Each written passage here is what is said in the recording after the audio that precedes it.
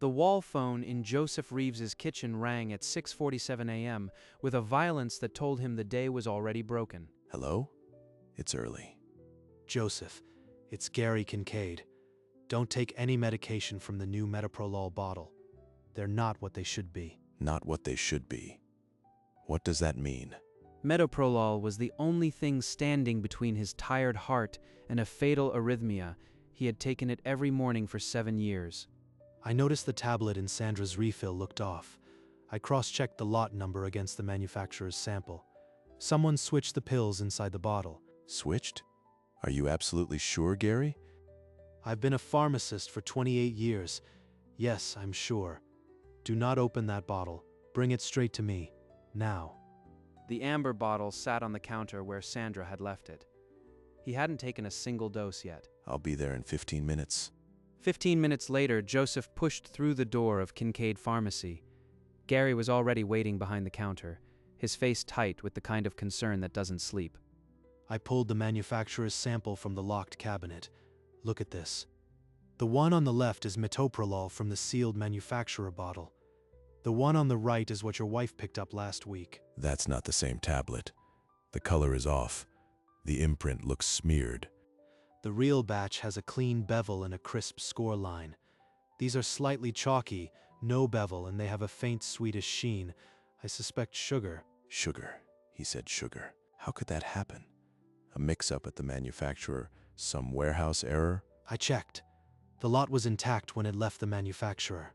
The bottle was tampered with after it arrived in this town. Gary didn't say what they were both now thinking. The unsaid words settled in the air between them like ash. I need to know exactly what's in those pills. I'm sending them to an independent lab today. The drive back was silent except for the turn signal that seemed to tick louder than it should. When Joseph walked into the kitchen, the scent of fresh coffee hit him. Normal, familiar, wrong. You're back early. Everything all right? Just couldn't sleep. Went to grab the paper and ran into Gary at the pharmacy. Well, coffee's ready. I was just about to start breakfast. Joseph slipped the bottle from his pocket and carried it to his study. He locked the door behind him. He hadn't done that in 30 years of marriage. The bottle went into the back of a filing cabinet drawer, behind old tax returns that hadn't been touched in a decade. When he returned to the kitchen, Sandra was moving around as if it were any other Thursday. The radio played soft classical and she hummed along. I was thinking we could drive up to the lake this weekend. The leaves must be beautiful right now. She's talking about the lake. How can she talk about the lake? He smiled, said yes to the lake, and felt the guilt of a man who had just begun to suspect his wife of something he couldn't yet name. Joseph spent the next hour in his study, researching private labs that could test pharmaceutical composition. He filled out the online form with a stranger's care. He sealed 3 pills in separate small bags, then into a padded envelope. The address label was printed in a generic font. His cell phone buzzed on the desk. The caller ID read Kincaid Pharmacy. It's Gary. Just making sure you're okay. Did you send them yet? Not yet. Gary, if this comes back as sugar, what am I supposed to think? He said it aloud. He actually named it the dark thought. You think what the evidence points to? But don't move without proof. Don't confront anyone until the lab report is in your hands. You mean, Sandra, you're telling me not to confront my wife? Gary didn't answer that directly. He just said, "Patience, Joseph. The lab will give us facts." An hour later, Joseph walked to the mailbox, dropped the envelope in, and stood there until a cold breeze snapped him back. The pills were on their way. The lab said 3 to 5 days. Those days stretched like wire. Sandra brought him tea without asking, touched his shoulder, asked if he was sleeping. You look pale, Joseph. Maybe you should see the doctor. Tired. She was the one draining him, even if she didn't know it. Or did she? On the 5th morning, his phone buzzed with an email notification. The sender was the lab. He opened the PDF. The first line under results: sucrose. No metoprolol detected. No active pharmaceutical ingredient. Pure sugar. Gary was right. Every pill in that bottle was a lie. He stood up, walked to the kitchen, then stopped. Couldn't take a full breath. The walls seemed to tilt. Gary, it's Joseph. The report came back. It's all sugar. Not a trace of metoprolol. I was afraid of that. Don't go back to that bottle. Someone went to a lot of trouble to make those. The line went quiet. Joseph stared at the screen. The lab report still open, the word sucrose burning into the morning. He typed placebo tablet manufacturers into the search bar, his fingers stiff. The results made his stomach clench. Prop houses, theater supply companies. They sold pressed sugar pills by the thousand, in every size and shape, no prescription needed. Someone bought these. Someone planned this. For how long had they been slipping sugar into his life? He retrieved the previous month's metoprolol bottle from the back of the cabinet, empty but saved by an old man's habit of never throwing anything away. If that bottle is fake too, then this didn't start last week. It started a year ago. That afternoon, he sat across from Dr. Elaine Park, the old amber bottle standing on her desk like an accusation. Dr. Park, I need you to test these pills confidentially, without flagging them in the system or anyone knowing. Joseph, what you're asking is serious. If someone tampered with your heart medication, we need to report this immediately. I know, but I need proof before I can act. Please, just run the test quietly. I'll run the chromatography myself today. I'll call you the moment I have results. The phone rang at 4 that afternoon. Dr. Park's voice was steady, but the words hit like cold water. The old bottle you brought me? Same thing. Pure sucrose. No metoprolol at all. Joseph, if you'd been taking that for a year, you should have been in the hospital months ago. But I wasn't. I was fine. Why? The only explanation is that you were still getting real metoprolol from somewhere else. Do you have another prescription? The pharmacy on Main Street. I had an old bottle I was finishing. I stopped picking it up 3 months ago. The silence that followed was filled with terrible understanding. He had been taking from both, the real pills from Main Street and the sugar from Kincaid's.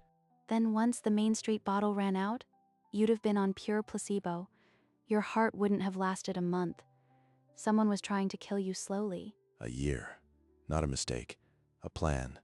And Sandra picked up every refill. Joseph set the phone down with a hand that felt disconnected from his body. The timeline stretched backward and swallowed every ordinary morning. He went to the filing cabinet and pulled out the life insurance folder, thick with papers he'd never truly examined. The beneficiary amendment was dated 14 months ago. Sandra's signature, $2.1 million. She made herself the sole beneficiary right around the time the sugar pills started. He flipped through his pharmacy records. Every refill Sandra picked up matched the months on the amendment. It wasn't enough to kill me. She had to make sure she'd be paid. He looked up through the open study door. Sandra moved in the kitchen, laying out plates for a dinner he couldn't imagine eating. How many times had she brought him coffee, touched his shoulder, and thought about the payout? He closed the folder with slow, deliberate hands. Not proof, not yet, but motive. 2.1 million reasons. Now he knew what she wanted. Now he had to find out exactly how she got those pills. Gary's kitchen light was the only warm thing in the evening as Joseph laid out the insurance papers. She made herself sole beneficiary of $2.1 million 14 months ago, same time the pills turned to sugar. Then it's not just tampering. It's premeditated murder dressed in paperwork. I need to catch her. A hidden camera in the kitchen. She uses that phone all the time. And if things get dangerous, my spare bedroom is yours. No questions, no judgment. The next morning, while Sandra was at the hair salon, Joseph mounted a tiny camera behind the kitchen clock, pointed at the phone. He reviewed the footage that night, hours of nothing, then a call at 11:14 a.m. Soon, I promise. Just a little more patience. Everything is on track. The voice was calm, measured, not a conversation with a friend, but a progress report to an accomplice. Patience for what? And who was on the other end of that line? Joseph replayed the recording half a dozen times. The tone was too controlled, too rehearsed. He isolated the phrase, "everything is on track," and felt the cold precision of a project manager, not a spouse. Later, he played it for Gary in the back office of the pharmacy. Gary listened without moving. That's her voice. I'd recognize it anywhere. She's reporting to someone. We need to know who she's talking to, and where she got those pills. I'm hiring a private investigator. Gary didn't argue. He wrote down the name of a retired state trooper who took confidential jobs. That afternoon, Joseph called the number from his study, his voice low. The investigator agreed to meet. The conversation was brief. The investigator asked for the dates, the suspect's name, and promised a paper trail within days. This is it. Once the investigator traces the order, I'll have proof. The game had shifted. Joseph was no longer waiting for answers. He was hunting them. 3 days later, the investigator's email arrived with a single attachment, a 2-page PDF. Joseph opened it in the study, the lamp casting a tight circle of light. The report listed it plainly: placebo tablets, 500 count, ordered from Stagecraft Theatrical Supply. Purchaser, Eleanor Reeves. Shipped to P.O. Box 114, Cedar Valley. Eleanor Reeves was his mother's name. Sandra had used a dead woman's identity to buy the poison. Attached was a photocopy of the P.O. Box rental agreement, signed in Sandra's looping handwriting, and a receipt for the sugar pills dated 14 months ago. She ordered them before the first refill was ever picked up, before anything looked wrong. He printed the report and carried it to the kitchen table. The pages trembled slightly in his grip. Gary, it's done. The investigator found everything. She bought them herself. I'll be right there.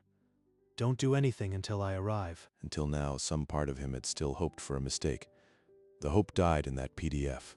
He set the report down gently, as if it might shatter. The woman he had shared 30 years with had been measuring his life in dollars and sugar. Gary let himself in through the side door and found Joseph still at the table. The report fanned out like evidence of a crime that had no category.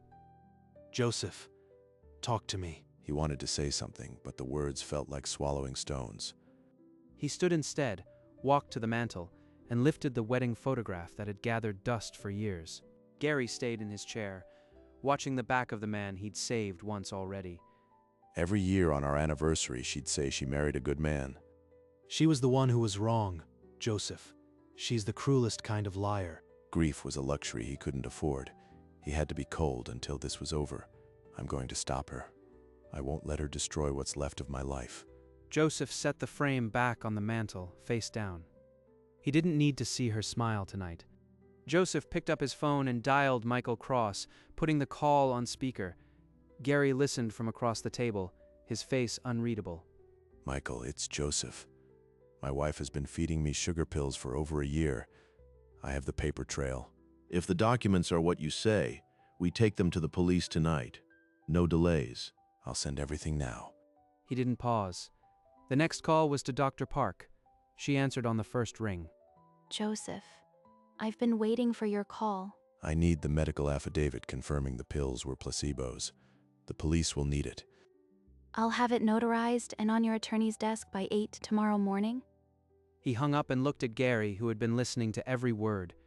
The kitchen felt charged with finality. It's time, Gary. Then let's make sure she never sees that payout. In the hallway, Joseph zipped the evidence folder into his overnight bag. He'd already told Sandra he was visiting a college friend. I'll call when I get there. You won't have to worry. I never worry about you. That's what you have me for. She kissed his cheek, the gesture familiar and hollow. Then he was out the door, the suitcase rolling behind him. The drive to Gary's was short. The folder sat on the passenger seat like a silent demand. Gary's spare bedroom was modest. A twin bed, a reading lamp, a window overlooking a quiet street. Detective Vane arrived after dinner. Joseph spread the evidence across Gary's kitchen table, the lab reports, the insurance amendment, the P.O. Box receipt. I want her stopped before she can collect a dime. Stay here. Don't contact her. We'll move when she takes her next step.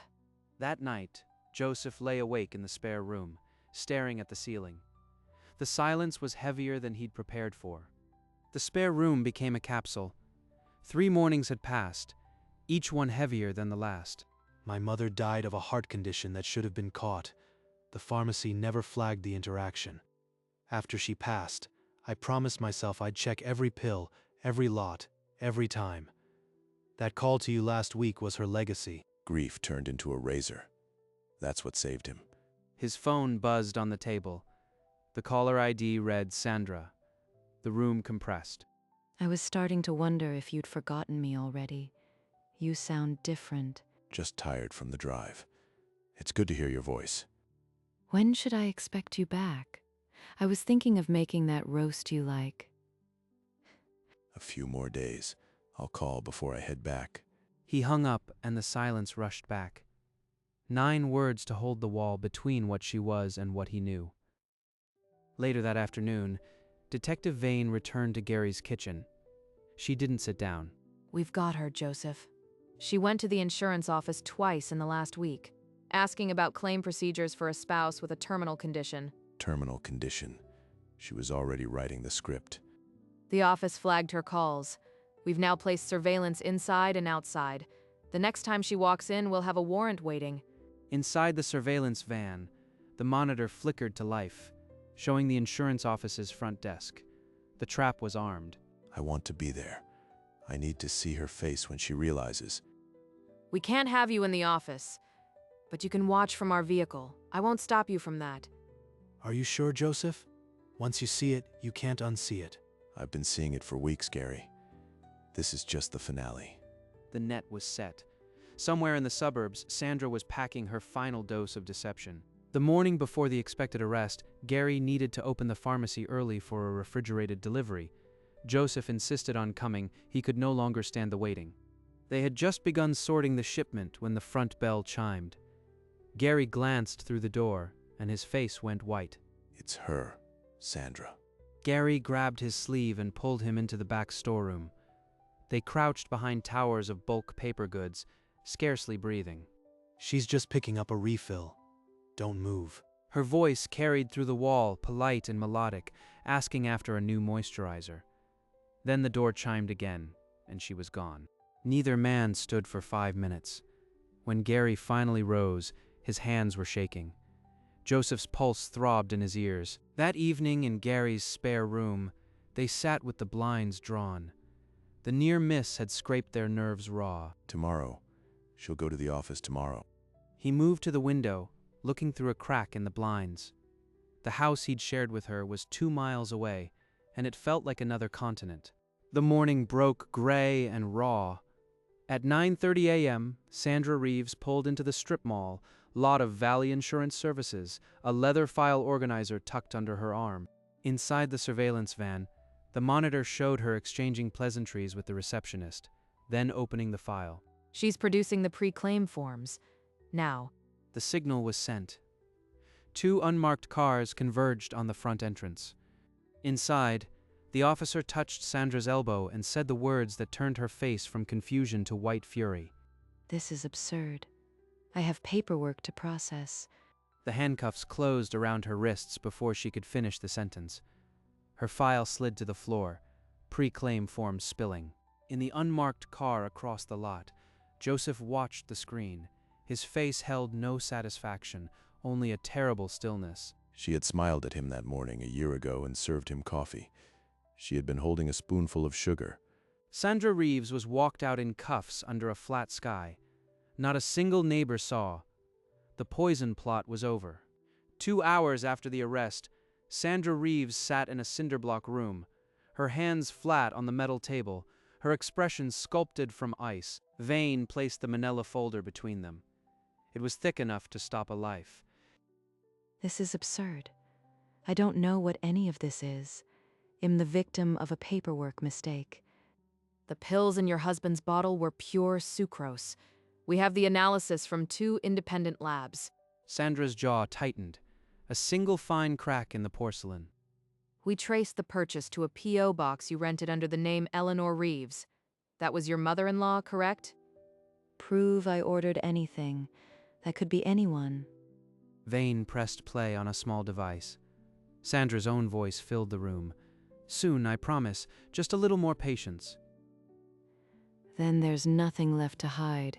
He was supposed to be dead by Christmas. I was tired of playing nurse. Joseph heard it all through the observation room speaker. His face didn't change, but the silence inside him became permanent. The trial arrived in weeks, not months. Sandra Reeves waived her right to contest.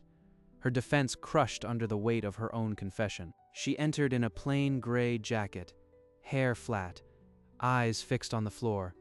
The only person she looked at was the judge. Once he had imagined this moment like a victory.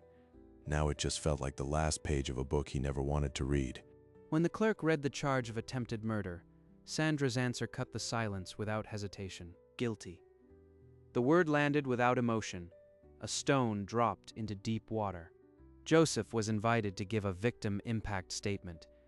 He walked to the podium and unfolded a single sheet of paper. Every anniversary, every quiet Sunday morning, she was watching me walk toward a death she arranged. I'm not here for revenge. I just need the court to see that the woman I married was never real. The judge spoke for less than a minute. 15 years for attempted murder and fraud.